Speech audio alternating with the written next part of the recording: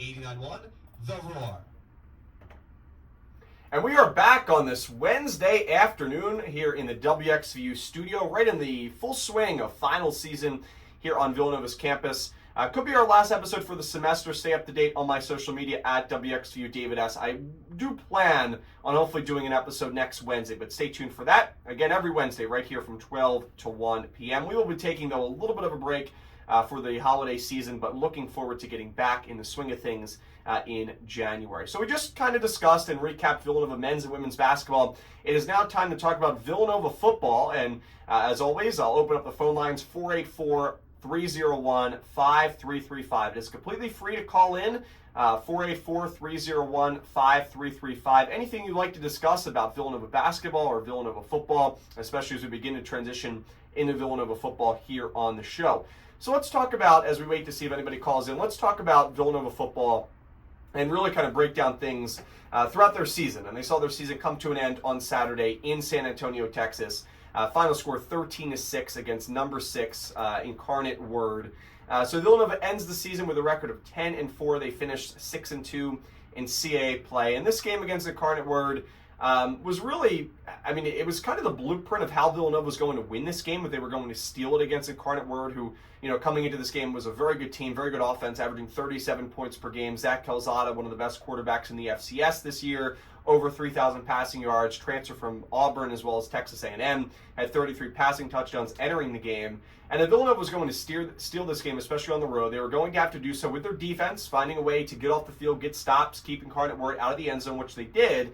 But they also were going to have to find some success in the running game, especially since the weather in San Antonio was pretty cold, low 40s, with some rain there in Texas on Saturday. And the Wildcats really just struggled offensively. It wasn't just the rushing attack. It was pretty much every aspect of the offense did not look very good on Saturday against Incarnate Word. And when you break down the stats, Connor Watkins in his final game as a Villanova Wildcat, 12 for 27, 103 passing yards, did throw an interception on the last pass of his Wildcat career. In terms of the rushing attack, David Abbott, 10 carries for 36 yards. He was really inefficient on Saturday against Incarnate Word. And really besides that, I mean, Connor Watkins had 8 scrambles for -7 yards. And in terms of receiving game, Jalen Sanchez, 6 receptions for 54 yards. Kopecky had 2 catches for 23 yards. Devin Smith had 3 catches just for 19 yards, though. And Kenyon Miles had a catch for 7 yards. But really not a whole lot there in the receiving game. Watkins didn't have a whole lot of passing yards in the game for Villanova. And kind of when you just kind of break down things, I mean, the offense, as we, came down the stretch of this season for the Wildcats, really was inconsistent and, struggled. And, you look at some of the games and some of the performances. I mean, Delaware and Monmouth are probably the 2 exceptions in the second half of the year where the offense did look really good right in the game against Monmouth. I mean, Watkins had an insane performance. Villanova's rushing attack found some success against Monmouth. And in the game against Delaware, the Wildcats just really used that energy from what could have been the final battle of the blue, and they scored 38 points against Delaware. But when you look at the other games coming down the stretch, I mean, they scored just 14 points against New Hampshire. They won that game, but still scored just 14. They scored just 20 on the road against Hampton. They also won that game. They scored 31 against North Carolina A&T, which, when you see 31 points, it's pretty good, but North Carolina A&T gave up about that to pretty much every opponent they faced this year, so it wasn't a phenomenal performance by Villanova in any way there in the game against the Aggies, even though defensively they had a great game. And then you look at the game against Eastern Kentucky, they scored just 22 points, and obviously against Incarnate Word, they scored just 6 points. So really down the stretch, the offense did struggle, and I think it's, really a mix of some things. I don't think it's just on Connor Watkins or just on the rushing attack. I think, Watkins was definitely inefficient at times down the stretch this year and overall this season. I really think that injury against Stony Brook hurt him because there was a stretch of games in the middle of the season where he looked like he was getting better as a passer or getting back to where he was last year. And then the injury came and boom, he really had to kind of change. Don't want to say change the way that he played, but he ran the football less. He got more into throwing the football and just wasn't very efficient with those passes. And that was kind of the big question heading into the year, right? Because you lost so many good wide receivers last year for Villanova, right? Jaron Hayek, Rajon Pringle, and Jalen Sanchez was really your wide receiver 3 last year for the Wildcats. So you lost good wide receivers. You didn't know how that was going to shape, right? Watkins had pretty much his whole career to work with those same wide receivers, and this year you added, in Devin Smith, you of course still had Jalen Sanchez, but you also added in Lucas Kopecky, who I think really developed a good relationship with Watkins and really kind of became his top target. down the stretch. But then you also have Daniel Lopes, who wasn't used a whole lot in years previous to this. Chris Colby, who was a freshman. Jabril Mace, who didn't get a whole lot of playing time last year. And even though he's a running back, he was used in a lot of kind of wheel route situations by the Wildcats to put him into space and see if Watkins would throw some checkdowns to him, which were successful at times for the Wildcats. But, Watkins, I think, when you look back at this season, didn't have as good of a year as I think he would have expected, and I think as a lot of people expected. But still, he pretty much gave Villanova a chance to win in a lot of these games. He didn't turn the ball over a whole lot, had just 5 interceptions at the end of the year. So even though it wasn't, anything that I think, was super impressive from Connor Watkins this season, really a lot of what you can ask your quarterback to do, or, hope your quarterback does, is take care of the football. Watkins did that for the most part for the Wildcats. In terms of the rushing attack, David Abbott finished the year of 923 rushing yards, and he was kind of stuck around that number for a long time, between 800 and 900 rushing yards. I thought he had a chance to get to 1,000, especially the way that he was performing in the beginning of the season. He had 9 rushing touchdowns, but, as what happens to a lot of younger running backs in the league, we saw it also with Isaiah Ragland, who finished the season with a little bit over 500 rushing yards with 4 touchdowns this season, and how good of a start he had for Villanova. When you're depending on a lot of younger running backs who really, this is the first season where they faced, really tough defensive lines, facing collegiate, football competition for the first time. I think the workload really caught up to them down the stretch, and that's not anything to, fault David Abbott or Isaiah Ragland. It's what happens. And that's really kind of the risk you take when you depend on solely freshman and sophomore running backs, and you don't really have a true veteran. But Villanova, that was kind of the position that they were left in, right? Jalen Jackson, Debo Barley, TD Ayodijwere were all leaving last year, and the Wildcats, they recruited really well, right? David Abbott is an awesome pickup. I'm excited to see his future. Same thing with Isaiah Ragland, but really, a veteran running back who's been around the league, who's been around college football for some time, I think would have helped the Wildcats down the stretch, would have made them a better running team, especially as they face some of the better teams heading into the playoffs.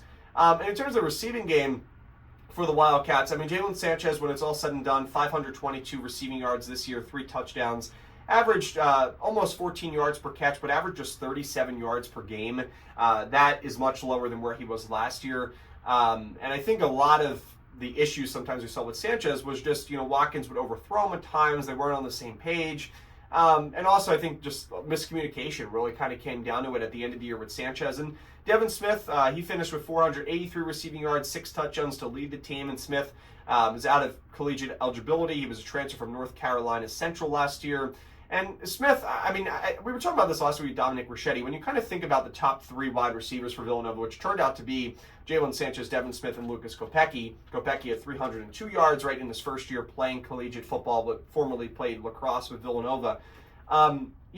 Each one of Villanova's wide receivers, I thought, did something really good, but individually, right? So Jalen Sanchez, I thought his best thing was he was a phenomenal, in my opinion, route runner a lot of the times, right? He would be kind of that main route runner for the Wildcats. I thought he was also pretty good at catching the ball, but he probably wasn't the fastest wide receiver that Villanova had on the team. Devin Smith, I thought he was excellent too at running routes, right? And when you look at some of the catches he made, he just, especially I'm thinking about a couple in the end zone in the middle of the season where he was working in the corner of the end zone, trying to stay inbounds, working on the sideline. Devin Smith was probably their best pure catcher that they had on the team. Some of the catches that he made, I think were ridiculous. And Lucas Kopecky was really your speed guy, right? Your speed, athleticism, tough guy.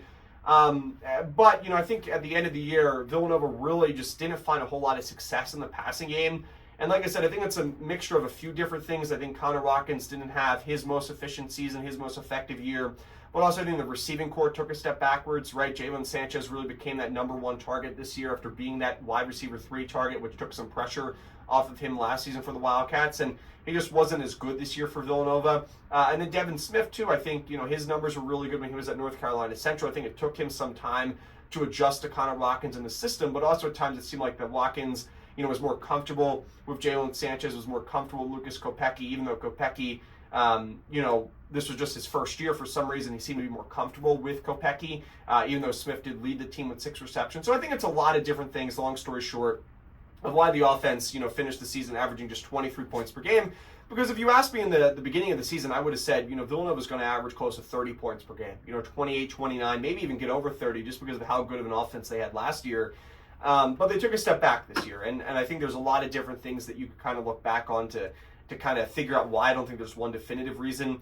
Talking about the defense, I thought the defense was, I mean, the really the thing that kept Villanova in this season, allowed them to get to 10 wins, night in, night out, game in, game out. I mean, they were really, the players who shined the most. When you look at the end of the season, Brendan Bell, as well as Shane Hartzell, they combined for 250 or almost 250 tackles this season. Brendan Bell, 126 total tackles. Shane Hartzell, 121 total tackles. Ethan Potter had 85 total tackles. Richie Kimmel had 72. So the defense, was just outstanding for the Wildcats.